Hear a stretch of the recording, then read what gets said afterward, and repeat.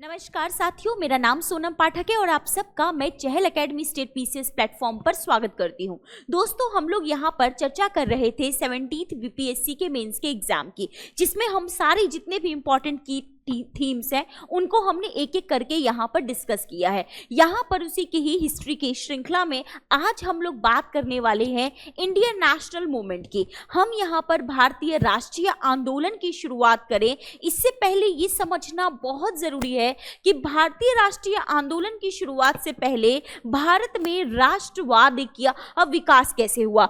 अब क्योंकि यहाँ पर बीपीएससी का पैटर्न थोड़ा सा बदल चुका है और इस थोड़े बदले हुए पैटर्न में जहां पहले यहां पर आपसे 38 मार्क्स के क्वेश्चंस पूछे जाते थे, अब 38 मार्क्स के क्वेश्चन के साथ साथ आपके पास 8 मार्क्स के भी क्वेश्चंस आ रहे हैं और इन 8 मार्क्स के क्वेश्चन में ज़रूरी है कि आप नेशनल मूवमेंट के कुछ जो की कॉन्सेप्ट है उन पर आपकी एक पकड़ मजबूत हो सके। इन्हीं के संदर्भ में आज हम एक टॉपिक लेकर आए हैं कि भारत में राष्ट्रवाद का विकास कैसे होता है। हो सकता है आपसे यहां पर डायरेक्टली 8 अंक में पूछ ले, हो सकता है राष्ट्रवाद के विकास के संदर्भ में जो भारत में राजनीतिक संस्थाएं निर्मित हुई उनके संदर्भ में आपसे पूछ ले। यहां आपसे अलग अलग टाइप के क्वेश्चंस पूछे जा सकते हैं जिनको यहां पर हमने एड्रेस करने का प्रयास किया है।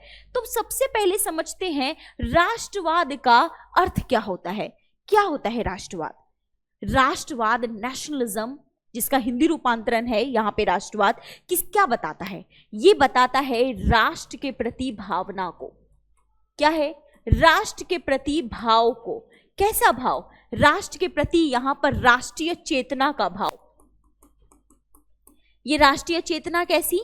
यहाँ पे राष्ट्रीय चेतना स्वराज की, राष्ट्रीय चेतना आत्मनिर्णय के सिद्धांत की, राष्ट्रीय चेतना राष्ट्र के सांस्कृतिक उत्थान की, राष्ट्रीय चेतना अर्थात राष्ट्र में यहाँ पर सामाजिक मूल्यों के विकास की, ये सारी चीज़ों को अपने अंतर्गत जो है वो शामिल करता है।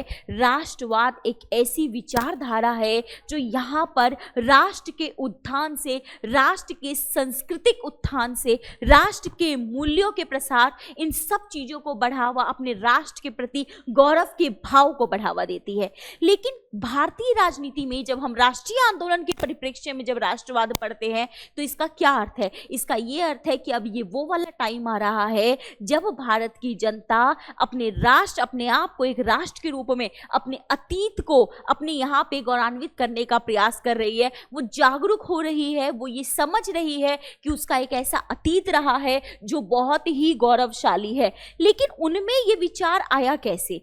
राष्ट्रवाद का भारत में उदय कैसे हुआ? अगर आपसे 8 अंक का प्रश्न पूछ लिया जाता है तो इसे कैसे सॉल्व करेंगे आप लोग? भारत में जब हम राष्ट्रवाद के विचार की बात करते हैं तो इसमें दोस्तों हम पुनर्जागरण को हम अनदेखा नहीं कर सकते। ये पुनर्जागरण क्या था? रेनेसां। ये पुनर्जागरण वो वाला टाइम था जब भारत में यहाँ पर इसकी सामाजिक सांस्कृतिक उत्थान का टाइम चल रहा है, जब भारत में व्याप्त कुरीतियों को तोड़े जाने का प्रयास कर रहा है, चाहे वो कुरीतियाँ बाल विवाह की हो या फिर राजा राम मोहन राय द्वारा सती प्रथा को हटाया जा रहा हो। यहाँ पर बात की जा रही है, जैसे अंग्रेज ये कहते थे कि पूरा जो है ना यहाँ पर पूरा अगर हम एशिया का अगर हम साहित्य भी इकट्ठा कर दे तो वो अंग्रेजों की जो यहाँ पे शेल्फ है उसकी एक किताब के बराबर भी नहीं है। यहाँ पर इस बात को झुठलाया जा रहा है कि भाई भारतीयों में भी यहाँ पर हमारी एक बड़ी यूनिक सी सभ्यता रही है, हमारे यहाँ पर इतना लिटरेचर रहा है कि तुम अपना यहाँ पे शेक्सपियर को क्या याद करोगे। भारत में भी कालिदास रहा है, भारत में पाणिनि, बिहार के संदर्भ में अगर विशेष बात करें पाणिनि का अष्टाध्यायी, संस्कृत का व्याकरण की पुस्तक, ठीक है, और यहाँ पर इतनी सारी चीजें, आयुर्वेद, सब चीजों का ग्रंथ तो यही रहा है। चाहे हम शिक्षा के संदर्भ में बात करें, संस्कृति के संदर्भ में बात करें, तो यहाँ पर इस चीज को जब यहाँ पर वापस लोग जब अपनी संस्कृति के बारे में जागते हैं, जब वो यहाँ पर समाज की कुरीतियों को तोड़ते हैं तो कहीं ना कहीं उनके अंदर एक एकता का भाव उत्पन्न होने लगता है। इसके साथ साथ क्या होता है कि अंग्रेजी शिक्षा, हमने लास्ट क्लास में शिक्षा के ऊपर भी बात की थी। अब जब यहाँ पर शिक्षा, अंग्रेजी शिक्षा आती है तो तो अंग्रेजी शिक्षा के आने से ये पाश्चात्य जो मूल्य है, जो पाश्चात्य विचारक है, चाहे वो अरस्तु है, चाहे वो प्लेटो है, चाहे वो बेंथम है, यहाँ पर क्या होते हैं, इन विचारों के, इनके स्वतंत्रता समानता के विचारों में, फ्रांस की क्रांति, बंधुत्व के विचारों के संपर्क में जब भारत के ये पढ़े लिखा युवा आते हैं, तब उनमें यहाँ पर अधिकारों के प्रति चेतना बढ़ती है। ये भी एक बड़ा फैक्टर होता है कि भाई यहाँ पर लोग अपनी स्वतंत्रता के लिए लड़ रहे हैं, यहाँ पे लोग समानता के लिए लड़ रहे हैं, और हमारे भारत में क्या चल रहा है। और यही इसके बीच में ये जो मध्य वर्ग है ये ज्यादा जागरूक होता है, ये देखता है कि भाई इनके यहाँ की इनकी स्थिति, इनके शोषण के लिए कौन जिम्मेदार है, इनके शोषण के लिए ब्रिटिश सरकार, इनके लिए शोषण के लिए जो ब्रिटिश प्रणाली है वो जिम्मेदार है। और यहाँ पर सामाजिक धार्मिक सुधार आंदोलनों को इनके द्वारा बढ़ावा दिया जाता है, जैसे कि ईश्वर चंद्र विद्यासागर, ये यहाँ पर जो सती सिस्टम है उस सती को भी यहाँ पर जो है सो, अगर हम लोग बात करें, पहले सती व्यवस्था चल रही थी जिसे राजा राम मोहन राय ने तोड़ा था। अब यहाँ पर जो विधवाएं, जो विधवाएं हैं उनकी शिक्षा को लेकर ईश्वर चंद्र विद्यासागर जी आएंगे और वहां पर पहली बार वो विधवाओं की शिक्षा की बात करेंगे। तो राजा राम मोहन राय जहाँ एक तरफ यहाँ पर सती प्रथा का उन्मूलन करते हैं, वही ईश्वर चंद्र विद्यासागर यहाँ पर क्या कर रहे हैं, वो यहाँ पर विधवाओं की शिक्षा को लेकर, बालिकाओं की शिक्षा को लेकर आएंगे। यहाँ पर ज्योतिबा फुले जो यहाँ पर जनजातीय जो है उनकी शिक्षाओं की बात करेंगे। समाज में हर तरफ से जो है जो कुरीतियां हैं उनको तोड़ने का प्रयास जो है वो किया जा रहा है। इसी के साथ इस दौरान प्रेस और साहित्यों का भी विकास हो रहा है, समाचार पत्र पब्लिश हो रहे हैं जिसमें ब्रिटिश सरकार द्वारा जो की जा रही जो यहाँ पर कार्रवाइयां हैं उनकी आलोचना की जाती है। 1860 का नील विद्रोह हम लोगों ने किसान आंदोलन में पढ़ा है, उसका वर्णन करते हैं दीनबंधु मित्रा और बताते हैं कि कैसे नील के उत्पादन ने किसानों की स्थिति को दयनीय बना दिया है। तो इस चीज को जब यहाँ पर छापा जाता है, जब किताब में लिखा जाता है, तो लोग जब उस चीज को पढ़ते हैं तो यहाँ पर कहीं ना कहीं उनके अंदर एक भाव जागृत होता है। इसके अलावा बात करें आनंद चटर्जी, इनके द्वारा जो आनंद मठ है सन्यासी विद्रोह के बारे में बताता है। हरीश चंद्र ये भारत दुर्दशा इसको जो है लिखते हैं। तो कहीं ना कहीं लोगों में अब जो है वो ज्यादा जानते हैं कि कैसे ब्रिटिश सरकार के द्वारा, कैसे एक विदेशी सत्ता के नियंत्रण में हमारा अपना जो देश है वो कमजोर हो रहा है। इसके अलावा कहीं ना कहीं यहाँ पर अब जो है जैसे लॉर्ड मेयो है, रिपन है, जब यहाँ पर थोड़ा सा सुधारों की प्रणाली शुरू होती है, स्थानीय शासन को कहीं ना कहीं बढ़ावा दिया जाता है, तब यहाँ पर जो छोटे छोटे संगठन हैं उनमें भी कहीं ना कहीं एक चेतना आती है कि कैसे हम यहाँ पर अंग्रेजों की नीतियों का जो है विरोध कर सकते हैं। आधुनिक संचार के साधन आ जाते हैं जिसमें एक जगह से दूसरी जगह पर अब जो है चिट्ठियाँ भेजना, टेलीग्राफ के द्वारा अब चीज़ें, प्रक्रिया थोड़ी आसान हो जाती है। और उनसे भी बड़ी बात, लोगों के बीच में एक यहाँ पर एक प्रेरणा के तौर पर 1857 की क्रांति पहले से ही मौजूद होती है, जिसमें वो लोग देखो इस बात को जानते थे कि यार हमारे पूर्वजों ने जब इन अंग्रेजों के विरुद्ध जो है सत्ता के इन अंग्रेजों के विरुद्ध जो इनकी सत्ता उखाड़ने का काम किया था, तो यहाँ पर हम इनके विरुद्ध आवाज क्यों नहीं उठा सकते। तो 1857 की क्रांति जो इन सब के लिए एक प्रेरणा का काम करती है और इसी आधार पर क्या है, अंग्रेजों का जो है अब वो पूरा एक लोगों के बीच में जन जागरूकता जो है वो हमें दिखाई देने को मिलती है। जो बड़े बड़े बुद्धिजीवी है जैसे दादा भाई नेहरू, वो यहाँ पर क्या है, थ्योरी ऑफ जो है ये आपका ड्रेन वेल्थ का, धन निष्कासन का जब सिद्धांत देते हैं तो पता चलता है कि अंग्रेज केवल सामाजिक राजनीतिक रूप से ही हमारा शोषण नहीं कर रहे, अपितु ये आर्थिक रूप से भी क्या कर रहे हैं,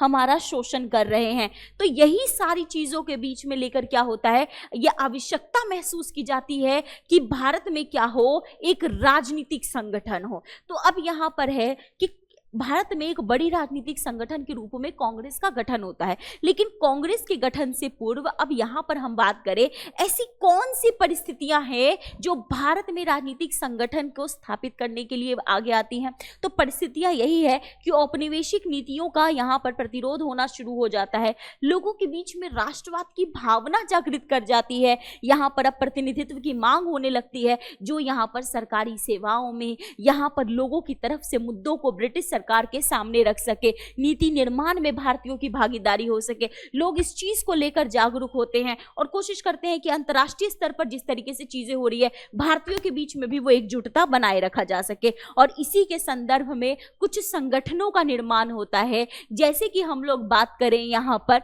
तो यहाँ पर है हमारा जमींदारी एसोसिएशन। ये जमींदारी एसोसिएशन, जिसको लैंड होल्डर सोसाइटी के नाम से भी जाना जाता है, इसकी स्थापना होती है द्वारकानाथ टैगोर जी के द्वारा। यह संगठन भारत का पहला राजनीतिक संगठन है जो यहाँ पर भारतीयों के यहाँ पर नौकरियों में हर चीज में हिस्सेदारी की मांग कर रहा है। वो कह रहा है कि भाई भारतीयों का क्या किया जाना चाहिए, प्रतिनिधित्व को बढ़ाया जाना चाहिए। इसके अलावा हम लोग बात करें तो बंग भाषा प्रकाशिका सभा 1836 में ये राजा राम मोहन राय द्वारा जो है स्थापित होता है। इसमें और कुछ लोग होते हैं जैसे प्रसन्ना कुमार ठाकुर, द्वारकानाथ टैगोर, ये सारे लोग यहाँ पर आते हैं सो दैट भारतीयों की उच्च पदों पर नियुक्ति जो है हो सके। हम कुछ और संगठन देखें जैसे ब्रिटिश इंडिया सोसाइटी। ये ब्रिटिश इंडिया सोसाइटी एक्चुअली में स्टार्टिंग में यहाँ पर जो है हम देखेंगे कि विलियम एडम के द्वारा actually Bengal British India society की स्थापना होती है। एक्चुअली इसमें ना मर्ज कर दिया जाता है जो जमींदारी एसोसिएशन होता है कि कहीं ना कहीं क्या हो, भारतीयों के मांगों को एक संगठित रूप में आगे बढ़ाया जा सके। इसी तरीके का एक और संगठन है इंडिया एसोसिएशन ऑफ कलकत्ता, जिसे सुरेंद्रनाथ बनर्जी और आनंद मोहन बोस के द्वारा जो है यहाँ पर जो है सो स्थापित किया जाता है। एक आपने और सुना होगा शिशिर कुमार घोष, जिनके द्वारा इंडियन लीग जो है 1875 में स्टैब्लिश की जाती है। ऐसे बहुत सारे संगठन जो है अब अंग्रेजों के सामने अपनी मांग उठाने के लिए यहाँ पर जो है बनते हैं, परंतु क्या ये पूर्ण रूप से सफल हो पाते हैं? क्या ये संगठन सही दिशा में कार्य कर पाते हैं? देखिए, ये संगठन तो बने, अंग्रेजों के सामने इन्होंने अपनी मांग भी रखी, लेकिन इनको इतनी व्यापक सफलता नहीं मिल पाती। इनको सफलता व्यापक इसलिए नहीं मिल पाती, इसके पीछे कुछ मेजर कारण है। जैसे कि ये सारे संगठन अलग अलग उद्देश्यों को लेकर है, इनके बीच में एक यूनिटी नहीं है जो ये एक साथ काम कर पाए। इनके बीच में क्या है कि ये सारे लोग वो लोग हैं जो सारे संगठन से हैं जो समाज के तथाकथित एलीट वर्ग से हैं। यहाँ पर कोई जमींदार एसोसिएशन है, उसमें भारतीय जनता, आम जनमानस, आम गरीब क्यों अपनी भागीदारी निभाएगा? इसके अलावा सब इंग्लिश बोलने वाले लोग, तो भारतीय जो निम्न वर्ग है वो कैसे इसमें शामिल हो पाएगा? तो यहाँ पर क्या होता है, इनको पर्याप्त जनाधार नहीं मिल पाता। दूसरा, अंग्रेजों की खुद की दमनात्मक कार्रवाई, अगर ये कुछ ऐसी मांग उठाते तो अंग्रेज तुरंत यहाँ पर इनकी जो है कार्रवाई हो जाती। तो इसकी वजह से इनका ये पर्याप्त जनाधार विकसित नहीं हो पाया। इनके लक्ष्यों में हमें एक गैप देखने को मिलता है। दूसरा, खराब बुनियादी संरचना, हर संगठन अलग अलग क्षेत्र में, जिससे क्या है कि इनके बीच में कोऑर्डिनेशन, इनके बीच में एक संचार हो पाता, उसका एक अभाव देखा गया, जिससे ये कहीं ना कहीं एकत्रित नहीं हो पाए। और इसी वजह से यहाँ पर अब आवश्यकता हुई कि क्यों ना एक ऐसा संगठन बनाया जाए जिसमें इन सारे वर्गों की, इन सभी की भागीदारी जो है वो सुनिश्चित हो पाए। और उसी संदर्भ में यहाँ पर कांग्रेस का गठन किया जाता है। कांग्रेस का गठन होता है ए.ओ. ह्यूम द्वारा 1885 में। ठीक है, जब इसका गठन होता है तो क्यों होता है? क्योंकि अब लोग जो है राजनीतिक तौर पर जागृत हैं, उनके बीच यहाँ पर एक मत है कि एक ऐसा संगठन हो जो क्या करे, उनके उद्देश्यों को यहाँ पर ब्रिटिश के सामने जो है अपनी मांगों को व्यवस्थित तरीके से रख सके। एक ऐसा संगठन हो जो यहाँ पर राजनीतिक जो भी वार्ता हो, उन वार्ताओं को वहां पर प्रस्तुत किया जा सके। संवैधानिक सुधारों की, अंग्रेजों द्वारा जो कानून लेकर आए जा रहे हैं वो भारतीय परिप्रेक्ष्य में कितना सटीक है, कितना सटीक नहीं है, इस बात की उनके सामने जानकारी रखी जा सके, जो व्यापक जन आंदोलन, व्यापक जनताओं की भागीदारी को सुनिश्चित करती हो। लेकिन पता है क्या है, जैसे ही कांग्रेस का यहाँ पर गठन होता है, आगे चलकर इसके संदर्भ में बहुत सारी बातें कही जाती है। जैसे एक थ्योरी आती है कांग्रेस की आलोचना करने के लिए, जिसे कहा जाता है सेफ्टी वॉल्व थ्योरी, सुरक्षा वाल्व का सिद्धांत। अब क्या है, ये इस पे आपसे 8 मार्क्स में पूछा जा सकता है। सुरक्षा वाल्व, हमारे घर में कुकर होता है, कुकर का जो ढक्कन है उसके ऊपर एक सीटी होती है ना, वॉल्व, क्यों? क्योंकि वो प्रेशर को, चीजों को रोक सके, कुकर को फटने से रोक सके। यहाँ पर कांग्रेस के संदर्भ में भी यही बात कहा जाता है कि ये वॉल्व है, ये वो प्रेशर है कि जनता का जन आक्रोश बढ़ रहा था और क्या हो रहा था, ये जन आक्रोश अगेन 1857 की क्रांति जैसा ना बन जाए, इसको रोकने के लिए कांग्रेस का गठन किया गया। कांग्रेस का गठन किसके द्वारा किया गया? ए.ओ. ह्यूम द्वारा। तो यही आरोप लगाया जाता है कि क्या है, ये एज अ अंग्रेजों के हितों की रक्षा करने के लिए इसका गठन हुआ था। अब ये कितना सत्य है, कितना नहीं है, इस पे भी हम बात करेंगे। तो पहले हम बात करते हैं इस थ्योरी के पक्ष में, राइट ना, कि सुरक्षा वाल्व की थ्योरी सत्य है, इसके पक्ष में क्या तर्क है। तो इसके पक्ष में तर्क ये है कि देखो, सुरक्षा यहाँ पे कांग्रेस का जब गठन हुआ तो यहाँ पे लॉर्ड डफरिन है, और लॉर्ड डफरिन को ये बात पहले से ही पता है कि यहाँ भारतीयों में जो है वो विद्रोह की स्थिति हो रही है, भारतीय जनमानस कहीं ना कहीं रुष्ट है। तो ऐसे में वो यहाँ पर क्या कर रहे हैं, कांग्रेस के गठन को मंजूरी दे रहे हैं। दूसरा सिद्धांत इसके संदर्भ में आता है विलियम बेडरवन की जीवनी। अब ये विलियम बेडरवन की जीवनी के संदर्भ में कैसे है, ये जो विलियम बेडरवन है ये एओ ह्यूम की जीवनी लिखते हैं, और एओ ह्यूम की जीवनी के लिखते समय ये एक बात बताते हैं कि इन्हें ना एक्चुअली में कुछ गुप्त पत्र जो है, कुछ यहाँ पे डॉक्यूमेंट्स मिले थे जो 7 पार्ट्स में बटे हुए हैं, और उसमें ये बात उन्हें पहले ही अपनी रिपोर्ट में पता लग चुका था कि भारतीयों के बीच में विद्रोह की स्थिति है। ऐसे में वो डफरिन के साथ मिलकर इस विद्रोह को दबाने के लिए कहते हैं कि मैं एक ऐसा संगठन बना देता हूं जिसमें बात होगी कि जो भी हमारे भारतीय मुद्दे हम इस संगठन के माध्यम से रखेंगे। इसी के संदर्भ में आगे चलकर सर वैलेंटाइन शिरोल, आज वैलेंटाइन डे भी है लेकिन ये वैलेंटाइन वो वाले नहीं है। आज का जो वैलेंटाइन डे है वो वैलेंटाइन सेंट रोम के थे उनके नाम पे मनाया जाता है। ये वैलेंटाइन एक अंग्रेज अधिकारी है वैलेंटाइन शिरोल, जिसने यहाँ पर क्या है, यहाँ पर जो है किताब लिखी इंडिया अनरेस्ट, और उसमें भी इन बातों का कहीं ना कहीं जिक्र किया है। इसके अलावा लाला लाजपत राय, वो तो कांग्रेस की आलोचना ही इसी आधार पर करते थे कि यहाँ पर क्या हो, यहाँ पर कांग्रेस जो है वो ब्रिटिश हितों की पूर्ति के लिए ही गठित हुई है। या फिर आर पालमे दत्त की यहाँ पर जो रचना है इंडिया टुडे, उसमें भी उन्होंने इस चीज को बहुत क्रिटिसाइज किया है। यहाँ मार्क्सवादी विचारकों की मान्यताओं को देखें तो मार्क्सवादी विचारक भी इस बात को उस टाइम पर स्वीकार कर रहे हैं कि जो कांग्रेस है कहीं ना कहीं यहाँ पर किसके लिए गठित हुई है, अंग्रेजों की हितों की पूर्ति के लिए गठित हुई है। पर क्या ये बात वाकई ही उतनी सच है? अगर हम इसको काउंटर करें तो हम देखते हैं कि नहीं, ये बात पूरी तरह से सच तो नहीं मालूम पड़ती। क्यों? क्योंकि जब कांग्रेस के यहाँ पर जिस चीज के बेस पर आरोप लगाया जा रहा है कि भाई कुछ गुप्त सूत्र मिले थे, वो गुप्त सूत्र है कहाँ? मतलब जो ऐतिहासिक जिन प्रमाणों की बात हो रही है वो बात तो प्रमाणित ही नहीं हो पाए। दूसरा, ठीक है अगर ब्रिटिशर्स के द्वारा ही इसका गठन किया गया, लेकिन इसने कहीं ना कहीं ब्रिटिश सत्ता को ही चुनौती दे दी। अंग्रेजों से बार बार सवाल पूछना, उनसे बार बार उन पर दबाव डालना। अगर ये ब्रिटिश हितों के लिए होती तो ब्रिटिश पर इतना दबाव नहीं डालती। इसने एक तरीके से विपक्ष के रूप में काम किया, और कांग्रेस में अपने आप में इतनी विचारधाराओं का गठबंधन था। यहीं पर नरमपंथी, गरमपंथी सब लोग मिले हुए थे। तो एक अगर नरम राजनीति कर भी रहा था तो दूसरा यहाँ पर गरम राजनीति वाले भी कांग्रेस में शामिल थे, जिसका क्या है यहाँ पर अंग्रेजों द्वारा जो है निर्ममतापूर्ण तरीके से दमन किया जाता था। तो इस आधार पर यह कहना कि इस संस्था ने अंग्रेजों के हितों के लिए काम किया, यह कहना सही नहीं होगा। तो क्या है फिर कांग्रेस ने क्या, कांग्रेस के गठन का आधार क्या था? देखिए, कांग्रेस जब यहां पर गठित हुई है उसके बहुत कुछ पाक उद्देश्य हैं। वो उद्देश्य क्या है? वो उद्देश्य है उसके कि वह भारतीयों का यहां पर क्या करेगी, भारतीय पहचान, जो भारत के जो प्रणाली है, भारत का जो सिस्टम है, जो भारतीयतावाद है, उसको आगे यहाँ पर एक संगठित रूप दे रही है। भारतीयों के हितों को आगे बढ़ाने के लिए ब्रिटिश पर दबाव बनाने का जो है वो काम करेगी, जिसमें भारतीयों की भागीदारी ज़्यादा से ज़्यादा सुनिश्चित हो सके, राजनीतिक कार्यकर्ताओं को ये इकट्ठा कर सके, देश में एकता को बढ़ावा दे सके। यहाँ पर ऐसा सिस्टम था कि जब कांग्रेस का गठन हुआ था कि अब मान लो कांग्रेस की मीटिंग हो रही है तो उसमें अगर हिंदू और मुस्लिम दोनों बैठे हुए हैं, अगर कोई प्रस्ताव मुस्लिम वाला हिंदू मना कर दे तो प्रस्ताव रिजेक्ट हो जाता था। हिंदू वाला कोई प्रस्ताव अगर मुस्लिम मना कर दे तो वो प्रस्ताव जो है वो रिजेक्ट हो जाता था। मतलब धार्मिक एकता जो है वो यहाँ पर बनाए रखने की कोशिश होती थी। उसका एक चरित्र था कि कैसा होना चाहिए, धर्मनिरपेक्ष राष्ट्र की अवधारणा होगी। लेकिन कांग्रेस जो यहाँ पर ब्रिटिश सत्ता के सामने अपने भारतीय मुद्दों को लेकर आना चाहती थी और जिस पवित्र उद्देश्य के साथ आई थी कि वो यहाँ पर भारतीयों की पहचान दिलाएगी, भारतीयों की भागीदारी बढ़ाएगी, क्या वो वाकई में ही पूरी तरह सफल हो पा रही थी?